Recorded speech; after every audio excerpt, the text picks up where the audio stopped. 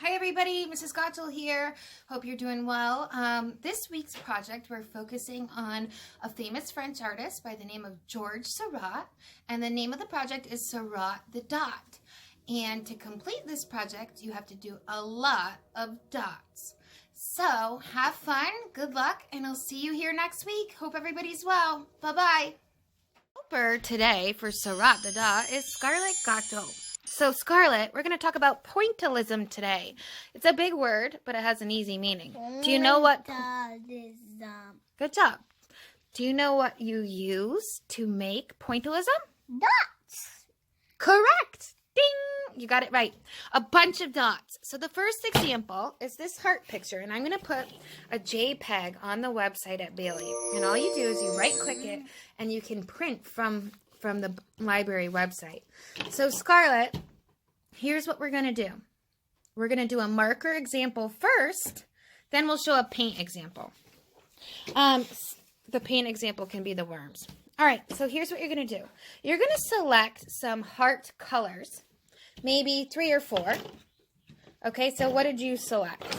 You have red, you have pink, you have like a peach, and even this one has a blue cap, but it's actually pink, and orange. And so what Scarlett's going to do is she's going to fill in these hearts with a bunch of dots. I'm not going to make you sit here and watch all this because it's going to take a little while, but can you do a little example and then we'll check back with you. Go ahead and show us how you make your dots in the heart. Yeah, you don't want to press so hard that you ruin the markers, but you're going to fill it in with dots, and when she's done with the red, then what are you going to do? Switch colors, right? Yeah. Pink.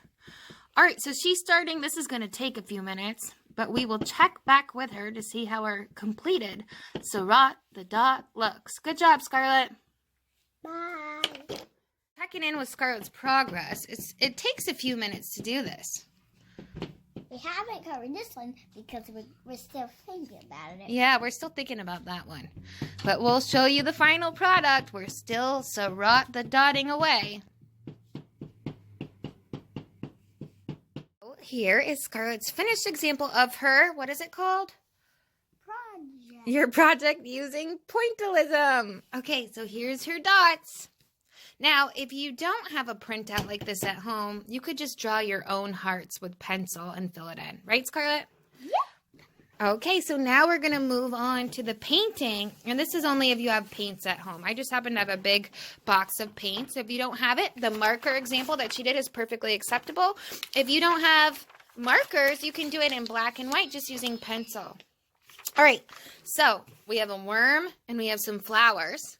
And then we have some different colored paints.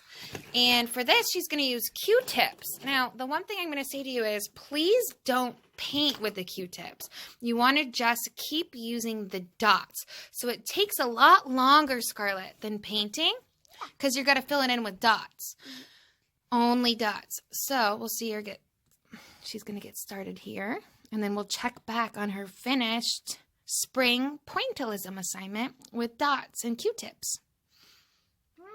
It's going to take a little while.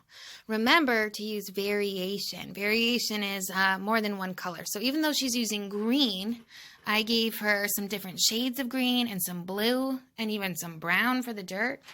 So you want to mix the different colors together. Oh, she's doing it right now. So she has some light green and dark green. So this project takes a little bit of patience. It'll be nice to slow down and do it, right? All right, we'll check back with you to see how your painted version of Seurat the Dot turns out, okay? Okay.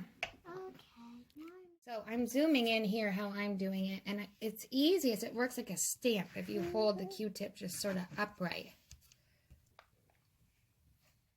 Here is Scarlett's finished Seurat the Dot pointillism project. Scarlett, thanks for all of your help. You have green paint on your nose, but that's okay. Can you say bye to everybody?